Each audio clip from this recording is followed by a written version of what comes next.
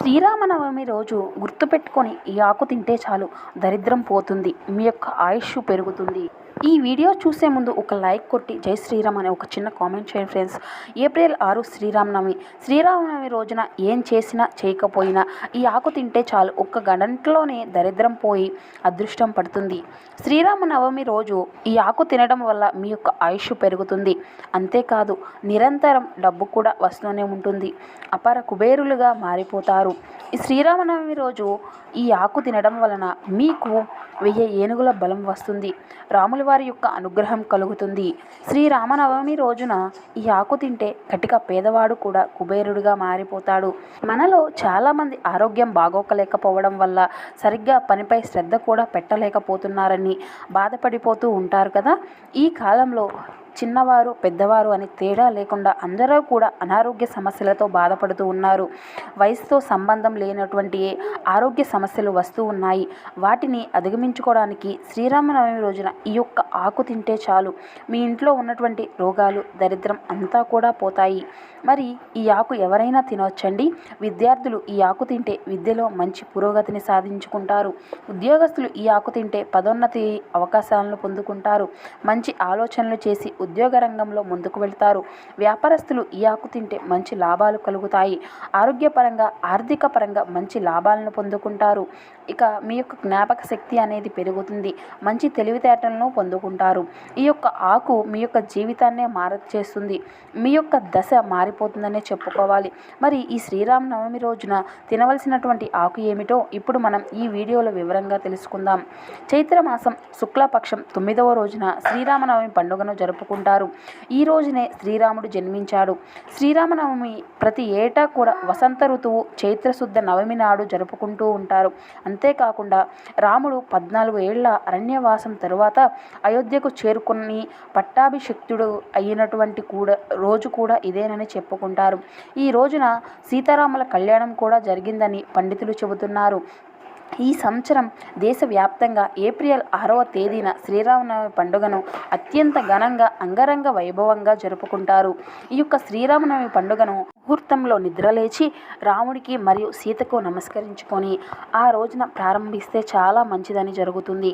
అలాగే ఇంటిని శుభ్రం చేసుకొని ఇంటిని ప్రధాన ద్వారాలకు మామిడాకులతో తోరణాలని కట్టుకొని ఇంటికి ముందు అందమైనటువంటి రంగవల్లులను తీర్చిదిద్ది శ్రీరామనవమి యొక్క వేడుకలు జరుపుకోవడానికి సిద్ధమవ్వాలి.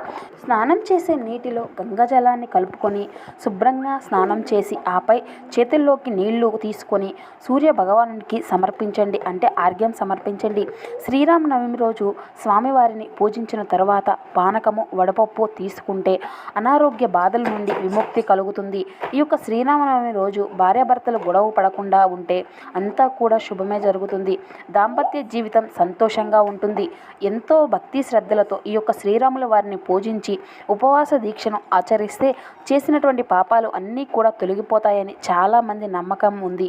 కనుక ఈ యొక్క శ్రీరామనవమి పండుగ రోజున ఉపచారణతో పాటు శ్రీరాముని యొక్క అత్యంత భక్తి శ్రద్ధలతో భావంతో పూజించండి. ఈ యొక్క శ్రీరాముని యొక్క దయతో మీకు అంతా కూడా బాగా కలిసి వస్తుంది. శ్రీరాముడు పుట్టినరోజు చేయవలసినటువంటి కొన్ని పనులు ఇలా చేస్తే గనుక మీకు ఏడాదంతా కూడా అదృష్టము సంతోషంగా లభిస్తాయి. ఇక ఈ రోజున పసుపు రంగు వస్త్రాలను ధరించండి. ఉపవాస దీక్షను ఆచరిస్తే మంచిది. ఈ యొక్క శ్రీరామనవమి రోజు పసుపు రంగు వస్త్రాలను ధరించి శ్రీరామ అనేటువంటి విగ్రహాన్ని ఉంచి భక్తి శ్రద్ధలతో పూజించాలి. శ్రీరామ రక్ష సూత్రాన్ని పఠించండి. శ్రీరామ కళ్యాణ మంత్రం వింటే శ్రీరాముల వారి యొక్క కళ్యాణ తరంబరాలు పోయడం చూస్తే సంవత్సరం అంతా కూడా ఆహారానికి మీకు ఎటువంటి లోటు అనేది ఉండదు. ఈ యొక్క శ్రీరామనవమి రోజున సీతారాముల విగ్రహం ఉంటే దానికి అభిషేకం చేసి పసుపు రాసి గంధము కుంకుమ బొట్లు పెట్టి ఎర్రని పుష్పాలను సన్నజాజీలు మరియు తామర పువ్వులతో పూజ చేయండి. విగ్రహం లేనివారు సీతారాముల యొక్క పటాలకు గంధము కుంకుమ బొట్లు పెట్టి పుష్పాలతో ఆ తరువాత ఇత్తడి లేదా వెండి కుందుల్లో నెయ్యితో దీపం వెలిగించండి. ఆవు నెయ్యితో దీపారాధన చేస్తే చాలా మంచిదండి. ఇలా చేసిన తర్వాత సీతారాముల యొక్క అనుగ్రహం, లక్ష్మీదేవి యొక్క అనుగ్రహం లభిస్తుంది. ఇక రాముల వారికి పూజ చేసే సమయంలో వెండి కాయిన్ లేదంటే రాగి నాణాలు ఉంచాలి. ఇవి లేని వారు ₹1 బిళ్ళతో అయినా సరే తీసుకొని అభిషేకం చేస్తే అదృష్టం అనేది చాలా అంటే చాలా కలిసి వస్తుంది. అనంతరం వీటిని బీరువాలో పెట్టుకోండి. ఇలా చేస్తే మీకు ఏడాదంతా కూడా చాలా బాగా కలిసి వస్తుంది.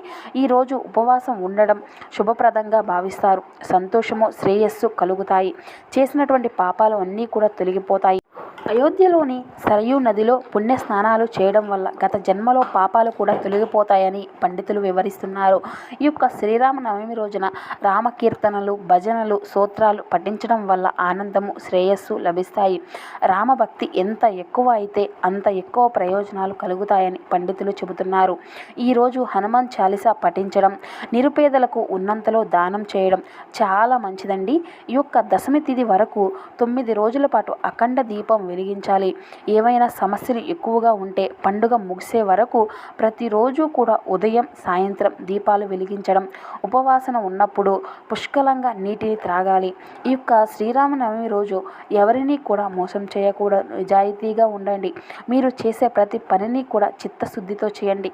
సాక్షాత్తు శ్రీ మహావిష్ణు స్వరూపుడైనటువంటి శ్రీరాముల వారిని పూజించి శ్రీరామనవమి రోజు కొన్ని పనులకు దూరంగా ఉండాలి. ఈరోజు అత్యంత నియమనిష్టలతో శ్రీరాముని పూజించాలి. ఈ యొక్క శ్రీరామనవమి చాలా పవిత్రమైనటువంటి రోజు. అసలు చేయకూడనటువంటి కొన్ని పనులు ఉన్నాయి. ఈ రోజున మాంసాహారాన్ని, ఆల్కహాల్ అసలు తీసుకోకూడదు.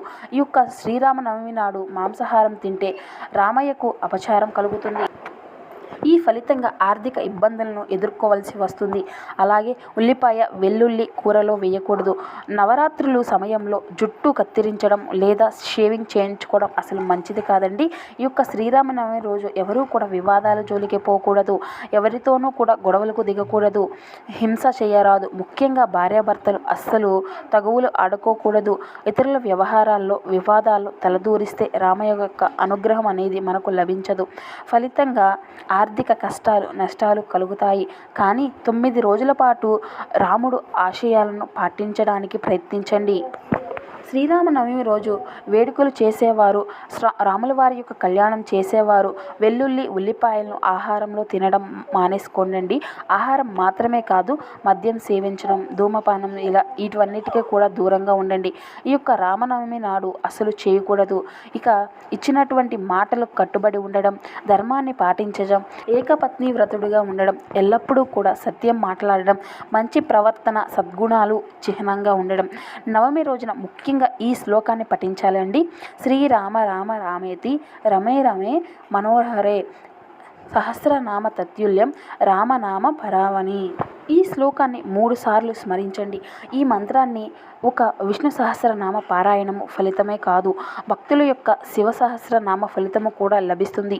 ఇక ఎంతో విశిష్టత ఉన్నటువంటి ఈ యొక్క శ్రీరామనవమి రోజున మీరు తినవలసినటువంటి ఆకు తమలపాకు. ఇక ఈ యొక్క శ్రీరామనవమి రోజున ఉదయం ఖాళీ కడుపుతో తమలపాకును తినాలి. ఉపవాసం ఉన్నవారు కూడా ఈ యొక్క తమలపాకును తినవచ్చు. ఇది ఆకలి వేయడం అనేది ఉంచదండి. కాబట్టి ఈ యొక్క తమలపాకును తినడం వల్ల రోగ నిరోధకమైనటువంటి శక్తి కూడా పెరుగుతుంది. ఈ యొక్క శ్రీరామనవమి రోజున రాముల వారికి పూజ చేసిన తర్వాత ఒక తమలపాకును తీసుకోండి. ఆ యొక్క తమలపాకును శుభ్రంగా కడిగి దానిపై తేనె పూసుకొని ఒక ప్లేట్లో పెట్టుకోండి. ఇక ఆ ప్లేటు రాముల వారి యొక్క పటం ముందు పెట్టి మీకు ఉన్నటువంటి ఆరోగ్య సమస్యలు చెప్పుకొని మీరు ఎంతలో సక్సెస్ కావాలి, దేనిలో మంచి ఫలితాలు రావాలి, అవి అన్నిటినీ కూడా మీ జీవితంలో ఎదగడానికి అడ్డు వస్తున్నటువంటి సమస్యల గురించి చెప్పుకొని ఆకును తీసుకొని తినండి. ఈ యొక్క తమలపాకు శ్రీరామనవమి రోజున తింటే చాలా మంచి జరుగుతుంది.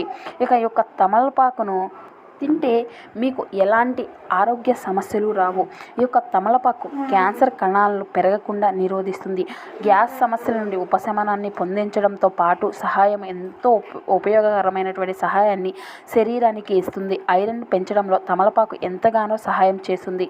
ఈ యొక్క తమలపాకు తింటే మీకు ఎన్నో ఉన్నటువంటి అనారోగ్య సమస్యలు అన్నీ కూడా తగ్గిపోతాయి. ఈ యొక్క తమలపాకు మీ యొక్క జీవితాన్ని మారుస్తుంది. ఇక ఈ యొక్క శ్రీరామనవమి రోజున స్వామివారిని పూజించడానికి తమలపాకులను ఉపయోగిస్తారు కదండి. ఆ పూజ కోసం తెచ్చినటువంటి తమలపాకుల నుంచి మీకోసం మీకు కుటుంబ సభ్యులు ఒక ఆకును తీసుకొని పక్కన పెట్టుకోండి. పూజ పూర్తయిన తర్వాత ఆ యొక్క తమలపాకును మీరు తినండి. మీ యొక్క పిల్లలకు కూడా ఈ యొక్క శ్రీరామనవమి రోజున తమలపాకును తేనె వేసి ఇచ్చి తినమని చెప్పండి. ఈ ఆకు తింటే తెలివితేటలు బాగా పెరుగుతాయి, చదువులో పురోగతిని సాధించుకోగలుగుతారు. ఈ వీడియో కనుక మీకు నచ్చినట్లయితే ఒక చిన్న లైక్ చేసి మమ్మల్ని సపోర్ట్ చేయడం మాత్రం మర్చిపోకండి friends. Thank you for watching.